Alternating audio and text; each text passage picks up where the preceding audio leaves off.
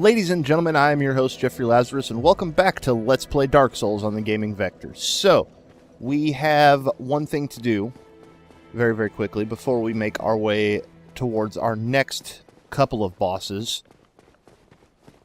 We actually need to run back to our blacksmith, because we are going to need a divine weapon for the next area. And I will explain why momentarily. Now, I've said things like this before. Dark Souls veterans will know where I'm going next. And they will understand the need for a divine weapon. Now, realistically, you don't have to have a divine weapon to get through this next area. It just makes it extremely easy.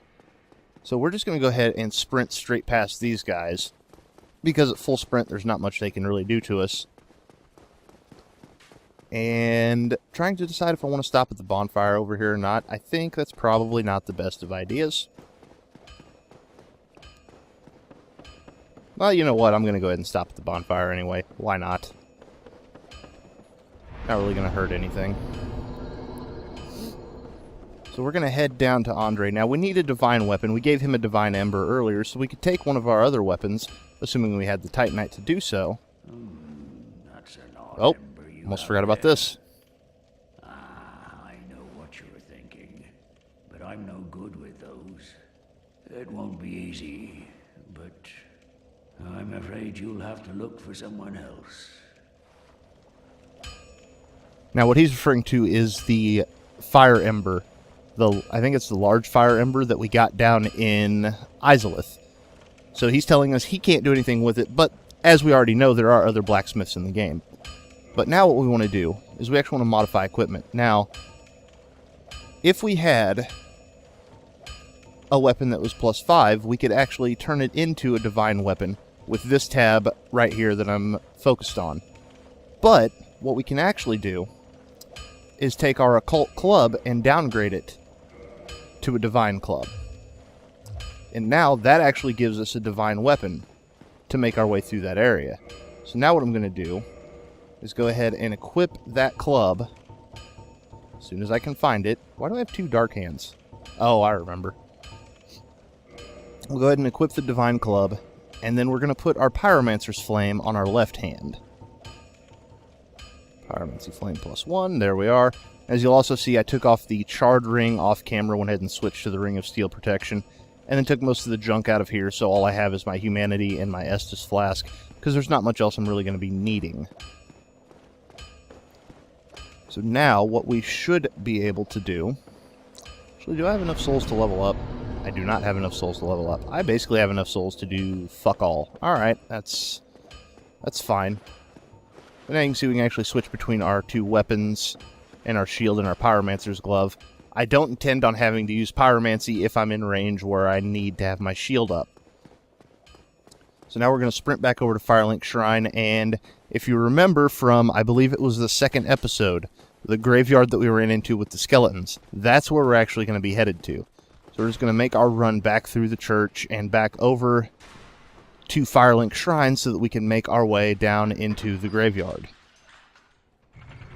Now, the skeletons in the graveyard, as you'll see, will be weaker than they were before. It's not that they're actually weaker, it's just that we're stronger. But once we get past there into the next area, I will explain exactly why we need a divine weapon. So just heading back down through Firelink Shrine like we would normally. And also, let's stop real quick and talk to Petrus. Oh, you again? Me? I've become separated from my lady. I've scoured near and far, but no sight of her. Where could she have gone? My lady... To think I swore to protect you with my life.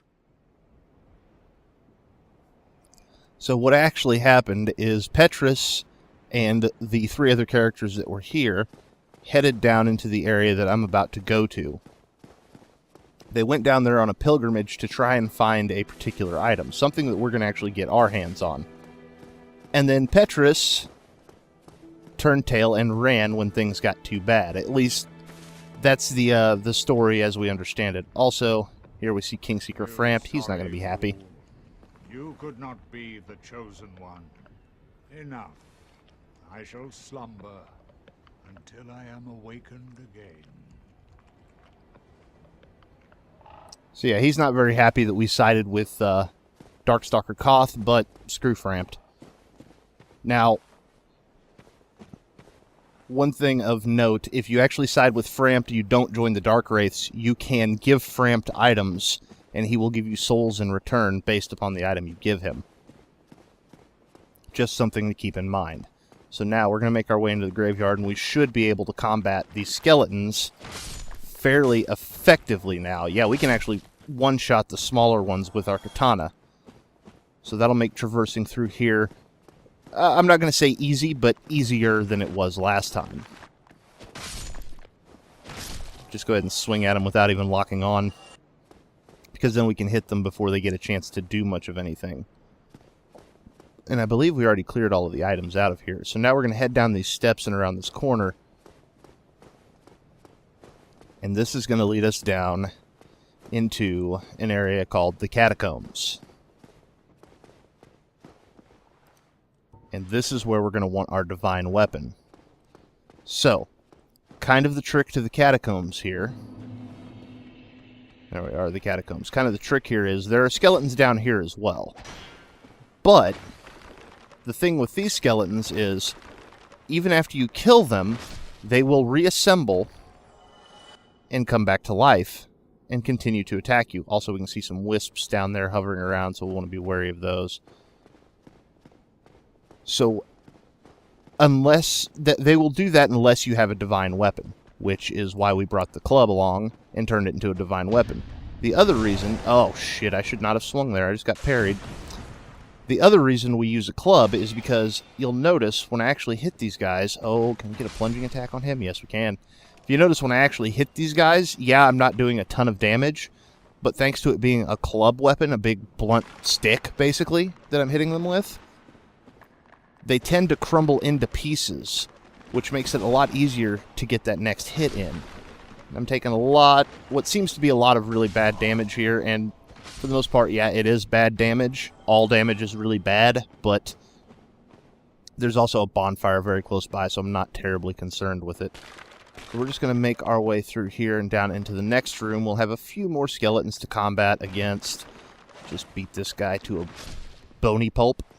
Yeah, bony pulp, why not? Oh, don't do your little... Oh, god damn it. I was trying to kick him, not swing at him. That's bad.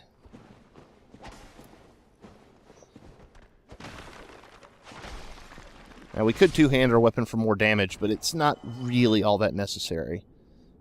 Now, you'll notice the path ahead is actually blocked off. But what we can do is go through this break in the wall. And you'll also notice I switched back to my Uchigatana, because down here we're going to find the source of the skeletons respawning. This is a Necromancer. And if we get in close enough, we can cut him down. Now, all of the skeletons up to this point will no longer respawn. There are several of these Necromancers scattered throughout the Catacombs, some of them a little harder to find than others. So we push that lever, and that'll actually open up our path to the next section of the area. We'll go ahead and take a rest at the bonfire so we don't have to deal with those enemies again. Still not enough souls to level up. That's alright. And now, these skeletons up here, we should be able to deal with just our katana. Yeah, there you can see we actually got the souls from that kill. So that means that he actually died. That's a good way to know whether you've actually killed them or not. Watch your soul counter. If it goes up, then they are actually dead. If it doesn't, then they are not. And you see pushing that lever actually opened up this next path. Now, see these statues lining the sides. Some of these will eject spikes when you walk by that will do damage. So something to be aware of. Also, we can see another Necromancer over there chucking fire at us. Not too concerned with him at the moment because we've got some enemies between us and him. So we're going to wait for this guy. Oh, I should not have swung there. Where are you going? Can I get a backstab on him? No, apparently not. But I can just bash his frickin' head in. Okay, so now, next on our agenda is to hopefully go and deal with the Necromancer that is across the way. But first, we have a couple more skeletons that have to be put down. Also, you notice these skeletons, their weapons inflict bleed damage, so you do want to be wary of that. I can just bat him off the edge. And there you can actually see it just targeted the Necromancer for me. So, what I'm going to do now is swap to my katana. I'm going to go ahead and heal up and bring up my shield, and I'm just going to try and rush this guy because he is going to run. Now that he is dead, the skeletons over here can be a bit more easily dealt with. Usually not a good idea to rush through enemies like that, and if you want to take it slower, you can do that. Also, what am I... Oh, there's a giant rock hanging down there. Oh, crap. Stamina management. There we are. Okay. Let's just cut this guy to pieces. There we are. Now, like I say, typically you don't want to rush an enemy like that. It's usually a bad idea. But in this case... Well, what you can actually do there is, when you come across, you can deal with the skeletons first, and the Necromancer will run off, but it's not that hard to trail him if you just continue on through the area. You should be able to find him again fairly easily. Now, there is one other... Oh, jeez. Get out of here. You'll notice these skeletons are also tougher than the ones that were up in the graveyard. There's one other item I want to get here. That's Lucerne. That is a hammer weapon.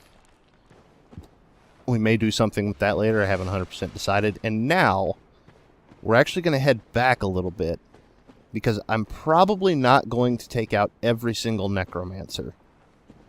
Although I will kick this one around for fun. You little bastard.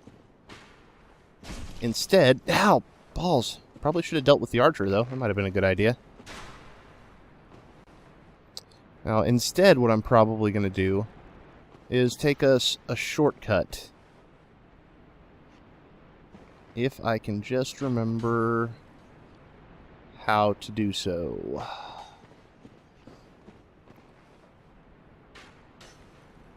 Is it here? No, that would be bad. Well, maybe we won't take a shortcut.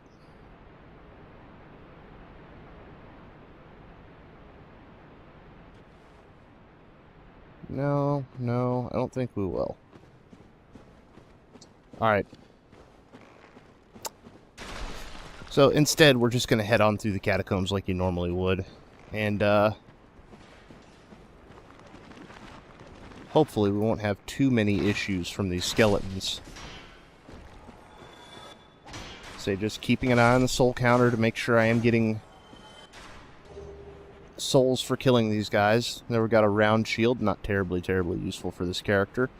Not terribly useful at all from my personal experience. I tend to not use the round shields pretty much at all. Almost always go with the kite shields. Occasionally a great shield can be really useful, depending on how you've built your character up.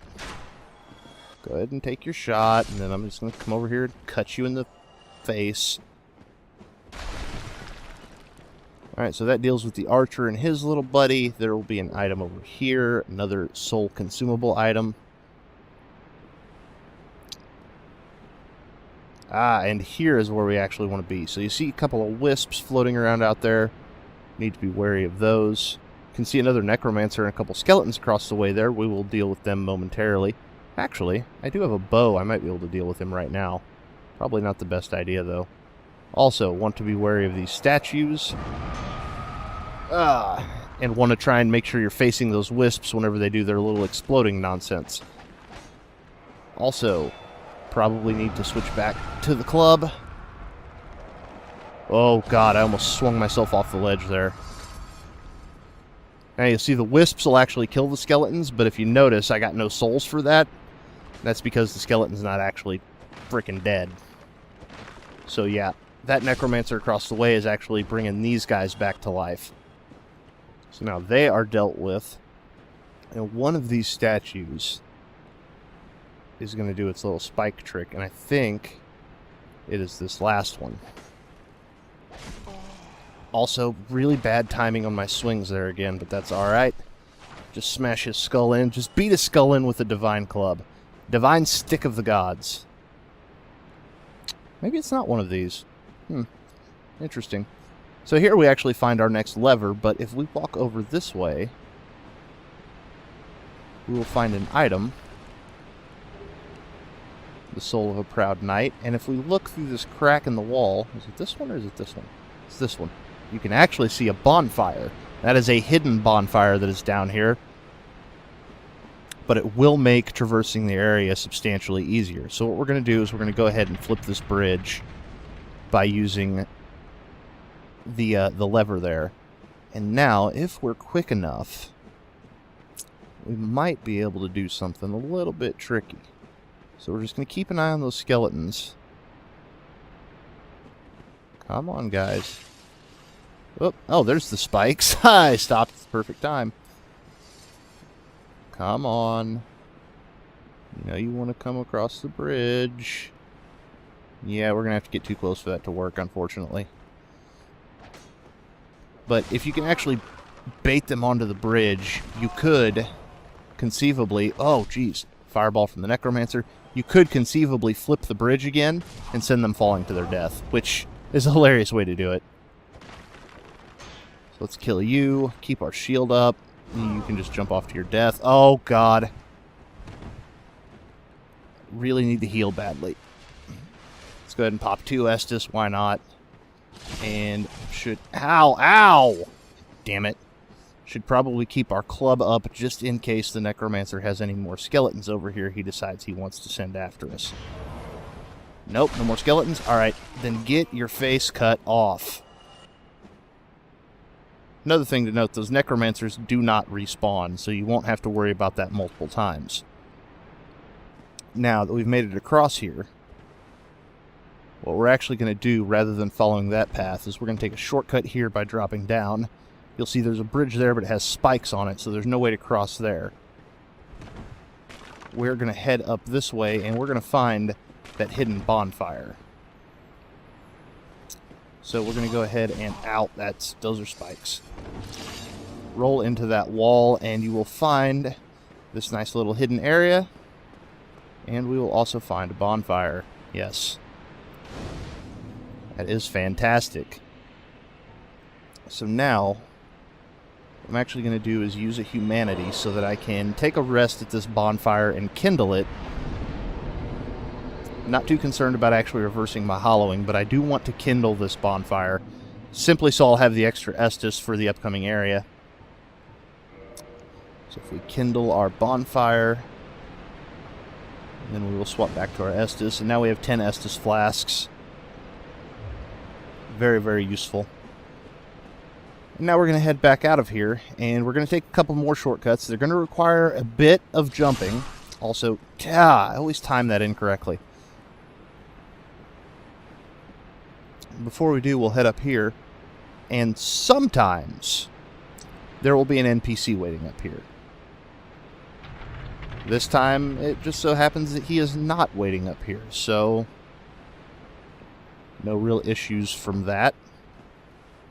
We will run into him later regardless. Now, what we can do is head out across this bridge and... Oh, really? Really, dude? Get out of here.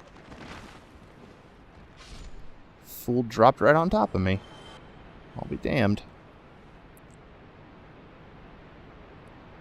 Now, what we can do is make a couple of jumps from here. So we're going to want to just roll over to this ledge, roll down to here, and we will come into a room with another Necromancer hanging out, who just fell. Did he just die? He just died. That's fantastic. Alright, that's cool. Now we can switch back to our katana then. We can go ahead and push this lever. Now that... honestly, I don't remember 100% what that lever does, but I push it every time anyway. Because pretty much every time I've come through here, I've used these little shortcut jumps.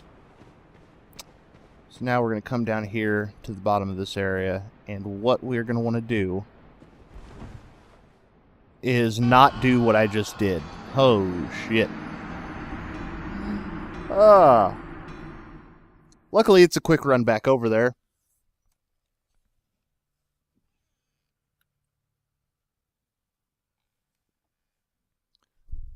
So we will just run back over. Luckily, I can now keep my katana out.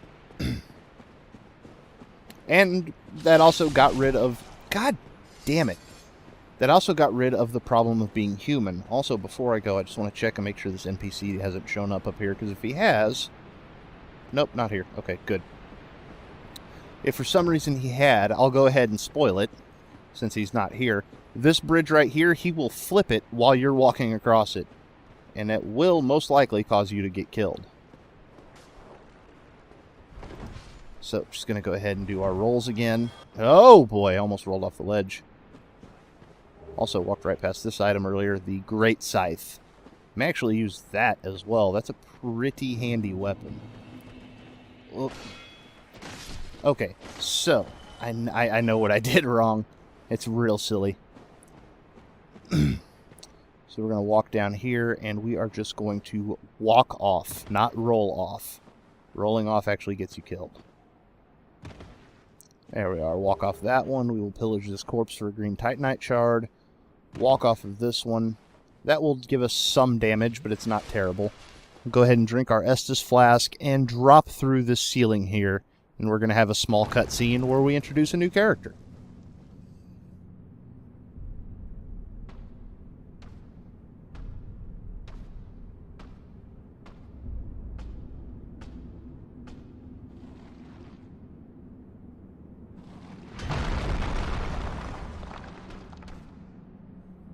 Be gone with you. You'll spoil my focus.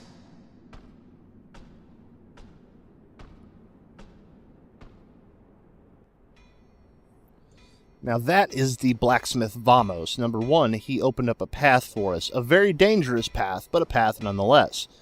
Number two, he is a blacksmith. An ember from New Londo, and a fine ember it be. What'd he say? I'll give you a flame to feast your eyes upon. And this is the blacksmith who actually uses the flame ember. We'll get his old bones to work.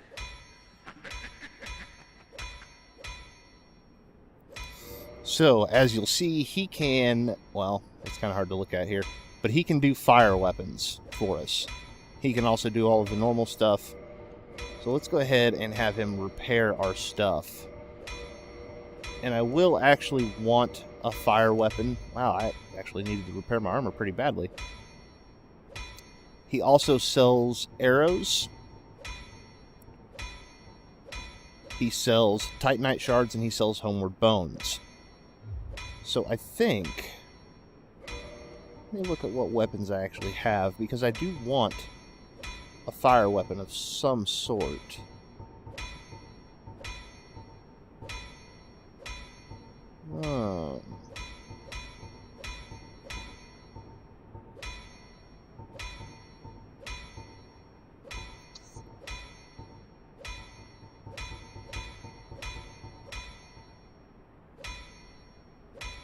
We could turn the lightning spear into a fire weapon, make a fire spear. That could be useful. No, actually... I have a better idea. So we're not going to use him for a fire weapon right now. If that'll be all, then be gone with you. You'll spoil my focus. Because I know of another way to get a good fire weapon of sorts that will help us out later on. Because we don't need one, but I like to have one. So now we have this extremely dangerous path up ahead, and I'm sitting on 19,000 souls, and I'm not a huge fan of that, but we've got to do what we've got to do here. First, let me just check on my... I have 3 homeward bones. I'm going to go ahead and buy a couple of homeward bones from him just to spend off some of my souls. Alright, let's see here. Purchase item. Let's get... I don't need 39 of them. Let's just go ahead and get 10 of them. Probably don't need to buy them, but that's quite alright. Now, this area up ahead, there is a Necromancer. There is a Black Knight. The Necromancer and the Black Knight you probably will not even see. And then there are enemies called Pinwheel skeletons. And these are the most terrifying goddamn things in this game. Just because of how quickly these things can kill you. So what we're going to do is we're going to hug this right-hand wall. And we're just going to hope and pray... Oh! Shit! That we don't get stun-locked to death by these bastards. Oh, okay. Come on. Come on. Get out of the way. Heal. No, no, no, no! Oh, yeah! Alright. So we see how well that worked. Oh. So, couple of ways to get past the Pinwheel skeletons. Number one was the method I was just trying there, which I terribly failed at because I shouldn't have been trying to use an Estus flask. And that's just to haul ass through the area. Number two, you kind of armor up, you get you a high stability shield, which I don't know that we've really talked about stability, and you just kind of tank them, you know, tank their attacks, and then once they're done doing their little spins, you, wow, I just succeeded at that roll. Once they're done doing their little spinning attack, you can just kind of smash them to pieces. And that may actually be the way we go with this. Just making our rolls again, drop it in here, get our shield up, let that dude jump off and kill himself, because why not? Now there is another way down into the Pinwheel area, and it might be easier, and if we fail again, we might try going that way. You survived that? Get out of here. He dropped right into a backstab. Oh, I feel really good about that. Feel exceptionally good about that. So, we're going to try one more time with just sprinting through here, and hopefully we can actually avoid the majority of these guys.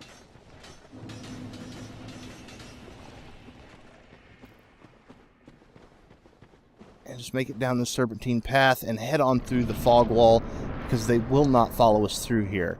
There we are. Now, we can actually unequip our Divine Club, which is great, because I want my Pyromancy Flame back in that hand. Because I might be using Combustion here against this enemy that we have coming up. So, what we have coming up here is actually one of the easier bosses in the game, especially if you know what you're doing, but he's not that difficult to deal with to begin with. But we're going to encounter a boss named Pinwheel. So let's go ahead and drop into his arena and see what he has in store for us.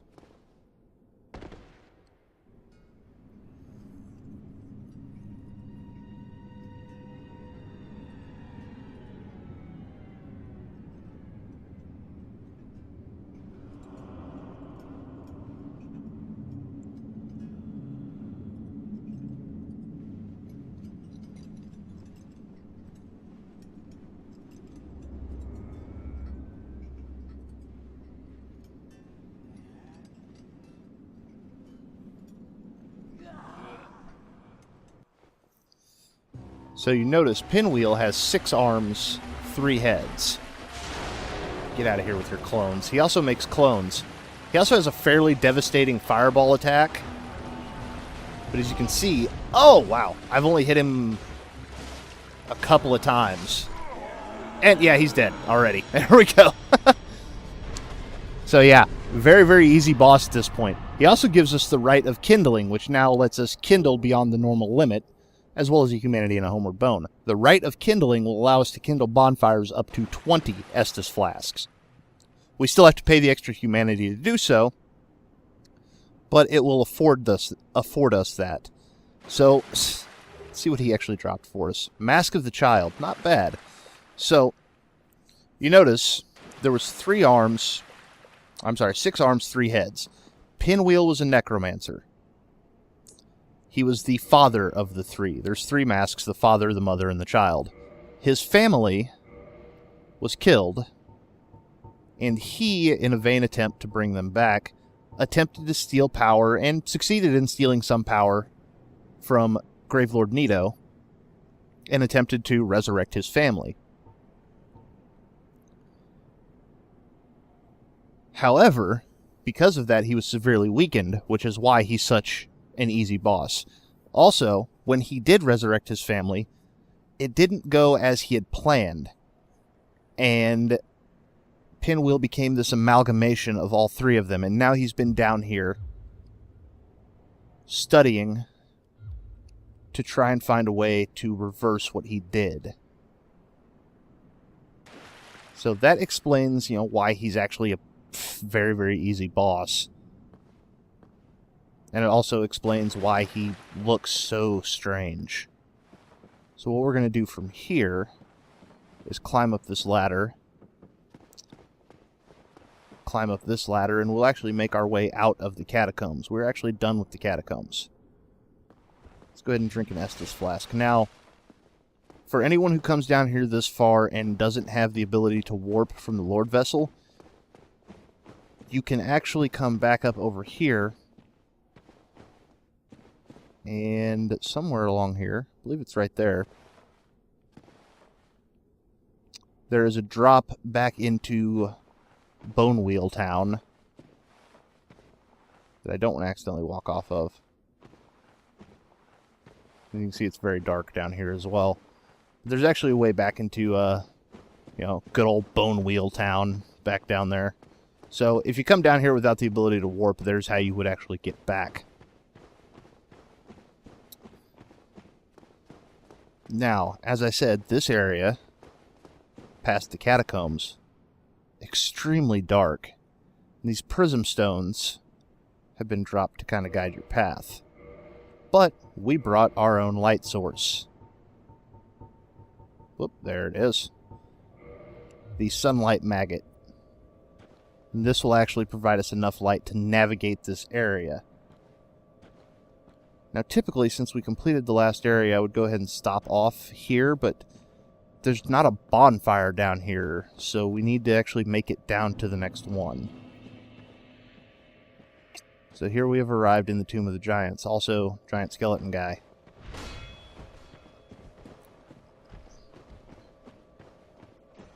And I usually don't bother to combat these guys, because you can get past them fairly easily. And also, I really don't want to spend too much time, right here. Break the goddamn lock on. Let's just go.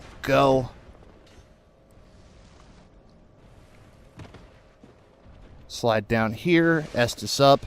Hey, look! It's an NPC that I may have talked about earlier who didn't show up there to do his normal dickishness. Slide down this ladder, and we will find our first bonfire in Tomb of the Giants, and that will actually do it for this episode. Now, on the next episode, we are going to make our way towards, if you haven't guessed it already, Gravelord Nito. And we will still need our divine weapon a little bit later on, but for right now, I have been your host, Jeffrey Lazarus, and thank you for watching.